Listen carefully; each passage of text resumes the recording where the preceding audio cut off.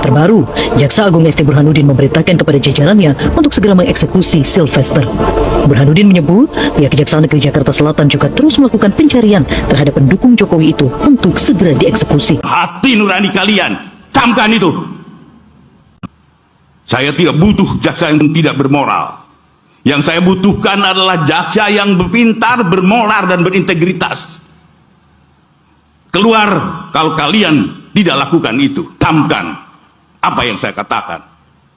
Rasa keadilan tidak ada dalam buku, tidak ada dalam teks undang-undang, melainkan ada dalam hati nurani kalian. Camkan itu. Informasi dari pihak Kejari Jakarta Selatan, hari ini diundang yang bersangkutan. Kalau dia nggak datang ya silakan aja nanti. Tidak harus eksekusi. Kalau nggak salah hari ini, pastikan aja nanti. Coba tanya nanti ke pihak Kejari Jakarta Selatan. Tapi yang kemarin saya informasi harus segera. Yang sudah inkrah, kita nggak ada masalah kok semua. Tidak dilaksanakan eksekusi Sylvester di Pak sudah 6 tahun ini, ada teguran langsung nggak sih dari Kejaksaan kepada perusahaan? Sudah kami sudah minta sebenarnya untuk, dan kita sedang dicari. Jadi Kajari sedang mencari terus. Serius ya Pak? Iya, betul kami tidak main. Kita sedang dicarinya. Ya. Sylvester Matutina tak kunjung dieksekusi. Ini kata JK. Apalagi mungkin Pak soal ini Pak, sekarang kan lagi kasus Sylvester kan masih belum di Kejagung masih mandek gitu Pak. Kalau Jaksa Agung tidak mampu menangkap Sylvester di Makassar, di Jakarta ini banyak orang-orang Makassar, banyak orang-orang Bugis. Saya khawatirkan Sylvester ini akan ditangkap sendiri. Jangan sampai hal itu terjadi. Maka itu kalau kejaksaan nggak mau tangkap juga, saya mau ajak umat nih.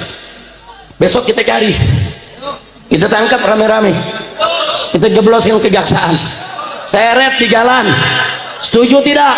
Siap cari Sylvester, siap tangkap Sylvester, siap seret bawa ke kejaksaan. Takbir, sallu ala nabi. Saya minta para Kajari, setelah kalian melakukan pemberkasan, kalian melakukan persidangan, setelah keputusan, lakukan koordinasi dengan pemerintah daerah setempat, lakukan perbaikan sistemnya, dan sistem-sistem itu jangan sampai terulang. Dan apabila kalian tidak memperhatikan apa yang saya sampaikan, kalian justru yang saya akan tindak. Kalau pimpinannya bersih, yakinlah anak buah kalian akan takut melakukan perbuatan tercela. Tapi kalau pimpinan unit kerjanya korup, di bawah adalah rampok, ingat itu. Apabila anak buah kita melakukan perbuatan tercela korupsi, yakin bahwa pimpinan akan menindak secara tegas. Kalian adalah sebagai sapu para jaksa, bersihkan dirimu sendiri, berikan contoh kepada institusi lain bahwa kalian adalah penegak hukum yang diharapkan oleh masyarakat.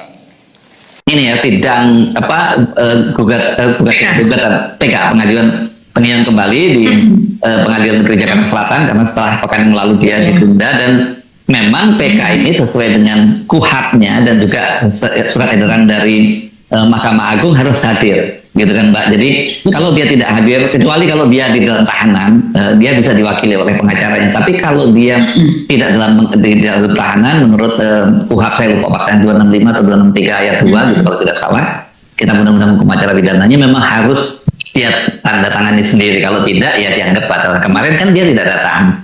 Alasannya sakit. Nah ini persoalannya, ini beda nih, bukan soal nggak datangnya. Ini pertanyaannya, ini kompakan dengan jaksanya atau seperti apa? Karena kalau datang kemarin itu dan kemudian jaksanya nggak nangkep dia, itu tambah parah gitu loh. Nah tapi kalau kemudian jaksanya nangkep, jangan-jangan ordernya nggak begitu. Itu yang kita curigain. Nah besok kita tunggu apakah Sylvester itu bisa datang lagi atau tidak. Walaupun sebenarnya menurut saya, karena jelas kan suratnya di situ disebutkan oleh pengacaranya bahwa sakit Puriki dari Depok. Itu kalau jaksanya mestinya begitu dia kabar itu dia pasti datangnya itu dan langsung ditangkap. Bahwa kemudian dia sakit ya dibantarkan di rumah sakit. Jadi yang ini kan nggak dilakukan oleh kejaksaan gitu. Jadi ini menarik ini besok gitu. Kita akan tahu sebenarnya apa yang sebenarnya terjadi deal di belakang itu. Sakitnya pun aneh-aneh kan, yang satu menyebutkannya katanya menurut surat ke hakim disebutkan bahwa chest pain itu ya apa ada nyeri di dada gitu. Sementara kata Sekjen Pradi yang selalu dampingi dia, siapa namanya? Teman-teman manggilnya kok bilang siapa?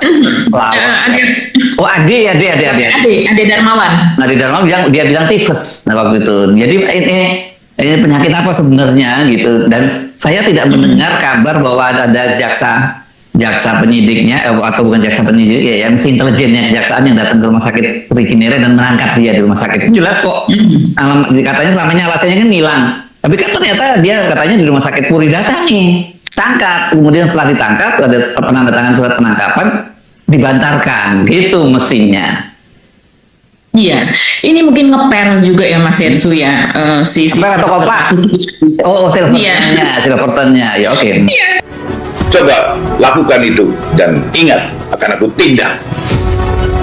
Ingat, ini adalah peringatan terakhir untuk kalian. Siapapun Anda, belakangmu siapa, aku tindak dengan keras. Karena ini perbuatan tercela, penyalahgunaan jabatan lainnya. Jika ditemukan masih ada pegawai yang tidak mengindahkan peringatan ini, maka jabatan saudara akan saya copot dan saya pecat bila perlu. Bagi yang tidak punya jabatan akan saya pecat. Ingat, saya tidak akan main-main lagi. Silversternya karena sebelumnya mungkin dia oke-oke saja lah, saya PK, saya datang, diproses, dia tidak menyangka bahwa dalam 1 pekan menuju kepada sidang tersebut, karena itu kan memang ramai betul ya, orang bertanya-tanya, hanya dalam waktu 6 hari setelah diajukan PK langsung disetujui sidangnya dan kemudian ditetapkan waktunya kapan. Ini luar biasa sekali. Jadi ketika itu semua tokoh-tokoh yang masih di garis lurus ya tentunya ya, bukan termul, itu seperti tokoh-tokoh hukum seperti Pak Mahfud MD semua mengatakan bahwa itu begitu dia muncul langsung tangkap. Perintahnya begitu. Jadi jangan sampai ini, karena yang kasihan kejaksaannya dalam hal ini, nama kejaksaan. Kalau saya tidak kasihan sih Mbak, maunya mereka juga begitu kok. Iya betul. Tapi kan ini kejaksaan kan tidak seluruhnya seperti itu. Kita tahu belakangan ini kejaksaan kecuali untuk kasus untuk kasus yang kemudian sudah diabolisi yaitu Tom Lembong gitu ya, kita juga melihat loh ini bagaimana. Tapi untuk kasus yang lain ya kejaksaan itu sudah mulai maju. Nah dengan adanya ini saya rasa masih ada termul di dalam kejaksaan ini kan menjadi yang tercoreng kejaksaannya. Dan kemudian setelah kejaksaannya tentu saja orang mempertanyakan kepada Pak Prabowo-nya. Pak Prabowo sudah susah-susah gitu ya, artinya susah-susah itu menggunakan hak prerogatifnya untuk memberikan abolisi, yang jarang sekali loh abolisi ini dikeluarkan. Kalau yang amnesti itu banyak dikeluarkan. Nah sudah menggunakan itu yang kemudian kontroversial gitu, tentu saja dalam hal ini kan dia harus berhadapan juga dengan geng Solo gitu. Tapi kok untuk kasus ini sepertinya tidak berdaya. Pak Prabowo ada apa kan? Dia tidak perlu menunjuk ke satu kasus, tapi cukup dengan petunjuk begitu kan, biasanya disebutnya sebagai petunjuk dari Bapak Presiden, perintah dari Bapak Presiden bahwa kejaksaan harus betul-betul semua orang yang sudah harus dieksekusi misalnya, tanpa menyebut nama Silverster pun saya rasa pimpinan kejaksaan pasti sudah tahu. Tapi dalam hal ini sudah tahu apa yang akan dan harus dilakukan, tapi dalam hal ini kenapa tidak begitu? Ini pasti di belakangnya tawar-menawarnya sangat kuat sekali. Jadi memang sampai kemudian DPR Komisi 3 juga meminta itu, enggak kurang lah tokoh-tokoh LSM apa dan sebagainya, mahasiswa juga menyuarakan itu untuk Hari Pembalasan Sejarah. Assalamualaikum warahmatullahi wabarakatuh. Selamat pagi, selamat bertemu kembali dengan kami, satu-satunya media yang tidak pernah diam, tidak pernah takut kuasa, dan selalu membawakan kebenaran sampai ke akar-akarnya. Ingat nama kami, ingat suara ini, Menyala News, suara rakyat, suara keadilan. Saudara-saudara sekalian di seluruh pelosok Indonesia, dari Sabang sampai Merauke, dari Miangas sampai Pulau Rote, hari ini kita kembali mencatat lembaran sejarah emas penegakan hukum di Republik Indonesia. Hari di mana janji rakyat akhirnya terbayar lunas. Hari di mana kita melihat nyata bahwa di negara ini, walau kamu dekat dengan siapapun, walau kamu menjadi orang kepercayaan siapapun, walau kamu berbuat sesuka hati selama bertahun-tahun, pada akhirnya hukum akan datang menagih semua perbuatanmu. Berita besar, dahsyat, dan menggegerkan seluruh penjuru negeri baru saja terjadi beberapa jam yang lalu. Di tengah upaya pelarian, di tengah usaha bersembunyi ke sana kemari, akhirnya tangan panjang hukum negara berhasil menjeratnya. Sylvester Matutina, tokoh relawan nomor 1, orang yang paling berisik, paling ganas, dan paling setia menjaga serta membela bekas Presiden Joko Widodo, akhirnya berhasil ditangkap. Dan yang membuat peristiwa ini makin luar biasa dan bersejarah, penangkapan ini tidak dilakukan oleh petugas biasa, tidak dilakukan oleh tim biasa. Jaksa Agung Republik Indonesia, Bapak Sanitiar Burhanuddin, turun tangan sendiri, memimpin langsung rombongan petugas dan melakukan tindakan tegas, jemput paksa ke tempat persembunyiannya. Saat ditangkap, Sylvester Matutina gemetar ketakutan, wajahnya pucat pasi dan tidak berani berkata apa-apa lagi. Masa kebebasannya, masa sombongnya, masa berani menantang hukum dan rakyat sudah selesai total. Mengapa dia ditangkap? Apa saja kejahatan berat yang dia lakukan selama mendampingi Jokowi? Kenapa Jaksa Agung sampai harus turun tangan sendiri dan melakukan jemput paksa? Bagaimana kronologi lengkap penangkapannya? Dan apa dampak dahsyatnya bagi kubu Jokowi yang kini makin terpojok? Kita bahas semuanya. Sangat panjang, sangat rinci, dan sangat lengkap. Tidak ada yang dikurangi selama 18 menit ke depan ini hanya di Menyala News. Jam 3:30 menit, jam 7:20 menit, kronologi lengkap, operasi jemput paksa yang tak terhindarkan. Saudara pendengar sekalian, mari kita bedah detik demi detik bagaimana operasi penangkapan besar-besaran ini berlangsung. Kami dapatkan laporan langsung dari tim liputan kami yang ada di lokasi, dan dari sumber dalam Kejaksaan Agung yang sangat bisa dipercaya. Semua bermula sejak Sylvester Matutina dipanggil secara resmi, tertulis dan sah oleh Kejaksaan Agung untuk dimintai keterangan sebagai saksi sekaligus tersangka dalam sejumlah kasus besar yang melibatkan dirinya dan lingkaran kekuasaan lama. Apa yang dia lakukan? Seperti kebiasaan sombongnya selama ini, Sylvester menolak datang. Dia menganggap dirinya kebal hukum. Dia merasa karena dulu dia berjuang mati-matian untuk Jokowi, dia dilindungi. Dia berpikir panggilan itu bisa diabaikan begitu saja. Dia mulai kabur, berpindah-pindah tempat tinggal, bersembunyi di rumah teman, di villa, bahkan sempat mencoba lari keluar daerah. Dia mengira dia pintar, dia mengira dia bisa lolos seperti kasus-kasus dulu. Tapi dia salah besar. Zaman sudah berubah. Di bawah kepemimpinan Bapak Prabowo Subianto, hukum berjalan lurus, tegas, dan tidak pandang bulu. Jaksa Agung menerima laporan bahwa Sylvester berusaha menghindar dan menganggap enteng proses hukum. Maka pagi tadi, Jaksa Agung mengeluarkan perintah keras dan mutlak. Cari dia, temukan dia, dan jemput dia secara paksa ke sini. Saya sendiri yang akan memimpinnya. Tunjukkan pada semua orang, tidak ada yang bisa lari dari tangan negara. Dengan dikawal tim khusus dan pasukan pengamanan kejaksaan yang lengkap, rombongan Jaksa Agung bergerak menuju lokasi persembunyian terakhir yang teridentifikasi. Di sebuah rumah tersembunyi di kawasan pinggiran kota, pasukan langsung mengepung dari segala penjuru. Tidak ada jalan keluar. Saat pintu didobrak dan petugas masuk, Sylvester Matutina terkejut luar biasa. Dia terlihat kacau, baju berantakan, dan wajahnya yang dulu garang berubah menjadi ketakutan luar biasa. Dia sempat bertanya gemetar, kenapa Bapak Jaksa Agung sendiri yang datang? Dan jawaban tegas Pak Jaksa Agung langsung membuatnya diam 1000 bahasa. Kamu ini bukan orang sembarangan. Kamu orang yang paling berisik, paling banyak bicara, dan paling berani menantang negara. Maka negara pun menjemputmu dengan cara istimewa. Kamu sudah dipanggil berkali-kali tidak datang, sekarang kami datang sendiri menjemputmu. Ayo ikut, jawab semua pertanyaan kami di kantor. Tanpa banyak bicara lagi, Sylvester dikawal keluar, dimasukkan ke mobil resmi negara, dan dibawa langsung ke gedung Kejaksaan Agung. Warga sekitar yang tahu kejadian ini langsung berdatangan, bersorak-sorai dan bertepuk tangan meriah. Mereka berteriak, hukum berjalan, akhirnya dapat juga. Ini adalah momen yang sangat langka dan bersejarah. Penangkapan seorang tokoh berpengaruh, dijemput paksa langsung oleh Jaksa Agung, adalah pesan keras bagi semua orang yang masih berusaha menghindar. Kamu tidak akan bisa lari selamanya. Kebenaran dan hukum pasti akan menjemputmu.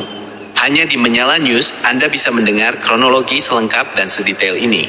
Jam 7:20 menit, pukul 11. Berdasarkan bukti yang dikumpulkan, Dia terlibat langsung dalam penerimaan dan penyaluran uang miliaran rupiah yang berasal dari anggaran negara, dari proyek-proyek pemerintah, dan dari pengusaha nakal untuk kepentingan politik Jokowi dan kelompoknya. Uang rakyat dipakai untuk menguasai kekuasaan. Ini kasus korupsi dan pencucian uang yang sangat besar. Kedua, menyebarkan berita bohong dan fitnah. Selama ini, Sylvester dikenal sebagai mulut panas kubu Jokowi. Dia berani memfitnah siapa saja yang kritis, menyebarkan berita bohong, berita hoax, dan informasi palsu untuk menjatuhkan lawan politik, menjatuhkan ahli hukum, menjatuhkan akademisi, dan menjatuhkan siapa saja yang berani bicara soal kebenaran, seperti kasus ijazah palsu, kasus korupsi, dan kasus pelanggaran hukum lainnya. Dia adalah ujung tombak propaganda kejahatan mereka. Ini masuk tindak pidana berita bohong dan pencemaran nama baik yang masif. Ketiga, terlibat pemanipulasian data dan dokumen. Berdasarkan keterangan saksi-saksi yang sudah diperiksa sebelumnya, Sylvester Matutina terlibat langsung dalam upaya menutupi kejanggalan dokumen Jokowi.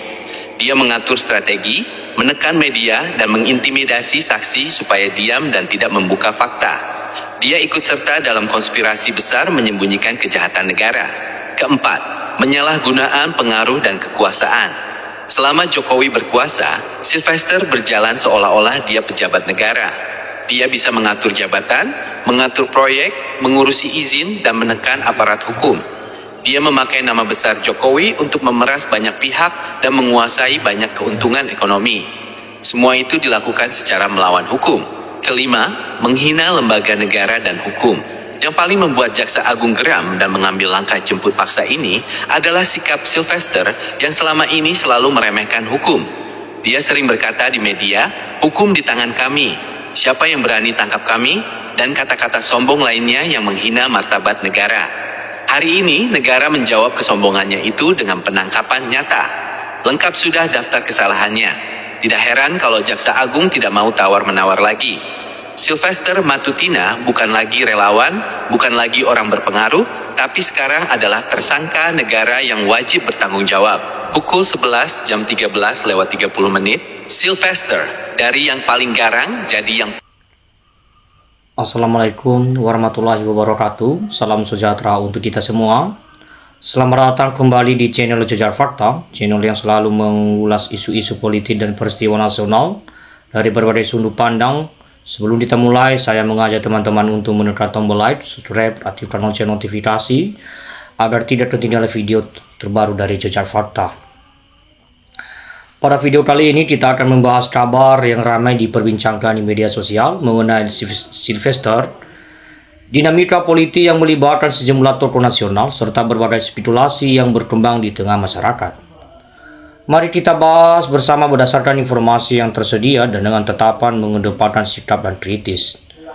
Hari ini kita akan membahas satu topik hukum dan politik yang sedang hangat diperbincangkan di masyarakat, yaitu menjerat Sylvester Matutina, Ketua Umum Solidaritas Merah Putih, sekaligus salah satu tokoh relawan paling setia di lingkaran Presiden ke-7 Joko Widodo, agar masalahnya bermula pada 15 Mei tahun 2017 saat itu tensi politik nasional sudah sangat tinggi pasca Pilkada DKI Jakarta. Dalam sebuah aksi unjuk rasa, Sylvester mengeluarkan pernyataan keras yang menuduh mantan Wakil Presiden Republik Indonesia Bapak Yusuf Kala atau JK sebagai akar permasalahan bangsa, menggunakan isu rasis untuk pemenangan politik dan terlibat dalam muatan korupsi demi memperkaya keluarganya.